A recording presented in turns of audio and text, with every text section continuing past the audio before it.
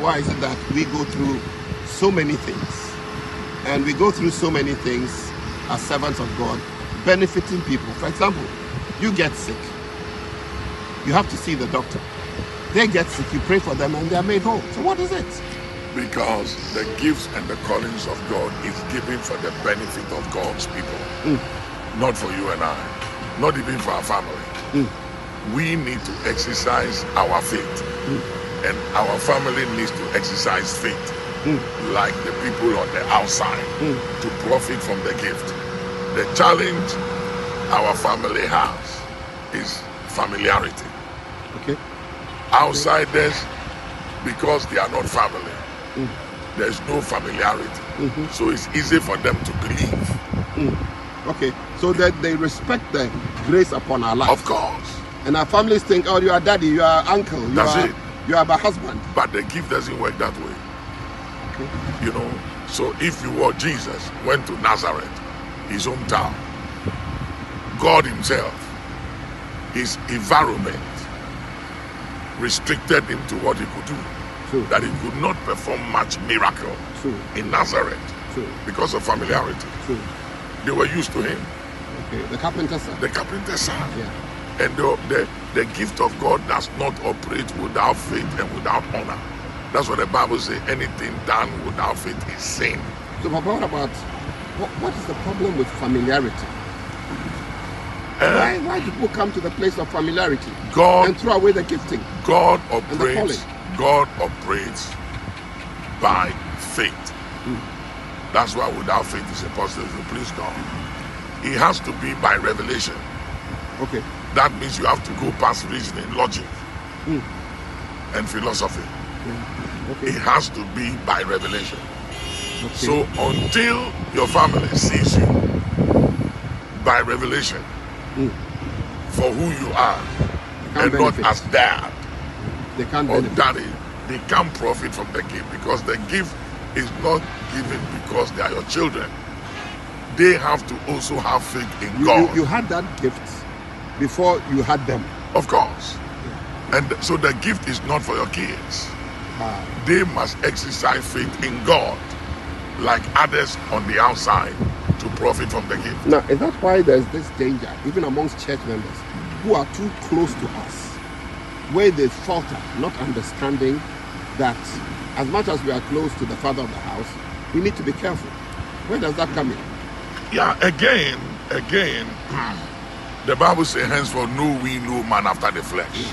So the thing here is, there's a lot of cautiousness, because that was the problem Moses had that stopped him from entering the promised land. Okay. God said, if there's anyone that calls himself a prophet among you, I, the Lord, speak to him through dreams and visions. But Moses, my servant, is not like that. I speak to him face to face. Yeah. Now, Moses goes to God. God talks to Moses and said, I'm sending you to Pharaoh. Moses said to God, I can't speak. I'm a stammerer. So God said, okay, don't worry. I'll talk to your brother Aaron.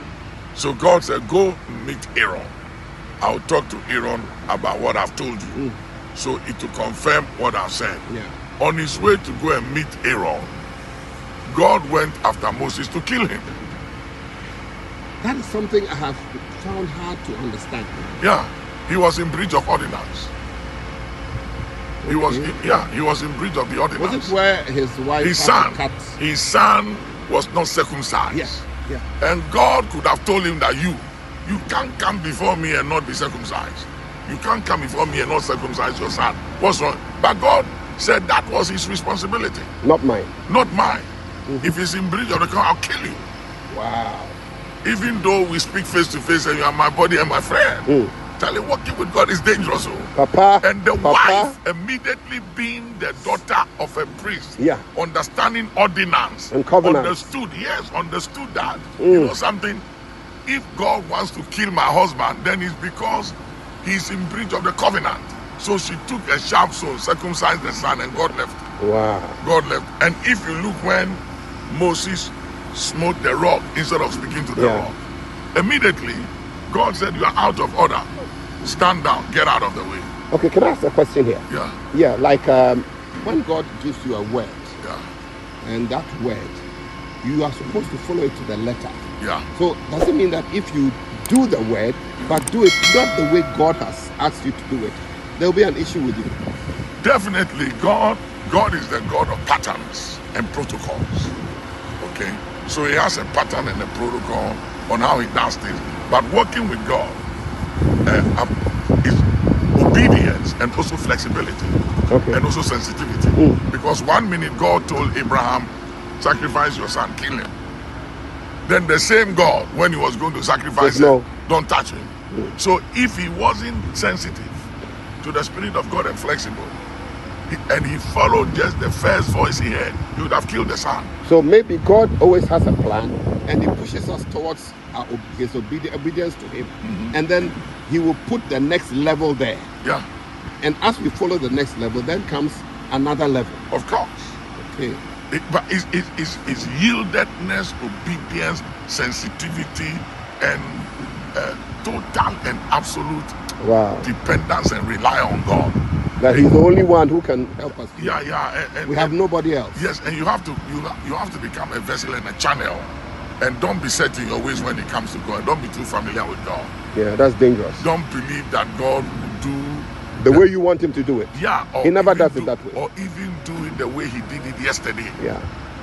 You know, because there are so many things over the years I've learned about dealing with the ways of God. There's a difference between the ways of God and the acts of God. Okay. And the ways of God is something that it takes absolute reliance, dependence on God on a daily basis. I mean, 1 minute God was going to kill the Israelites, and He said to Moses, "Leave me alone to kill these people." Can you believe that God said to Moses, "Leave me alone. Don't trespass. Don't stand in my way. I'm going to kill them." And Moses said, "No, I'm not going to leave you alone." And the boldness of the man. And he bargained with God and reasoned with God. And the Bible says, and God repented. God changed His mind. And then 1 minute God said, "Speak to the rock." He smote the rock, and God said, "No. That's why we are not equal. You might be my friend, and I've spoken to you face to face. We are not equal. But we are not equal. I am Yah. I'm Adonai. Come on. I came from eternity to create time. You are flesh and blood, Moses. You cross a line. That's it. Even though you were fighting for me, even though the people were rebelling against me and not you, and you were jealous for me, still that familiarity dishonored me for not carrying out my instruction before the people. Hey!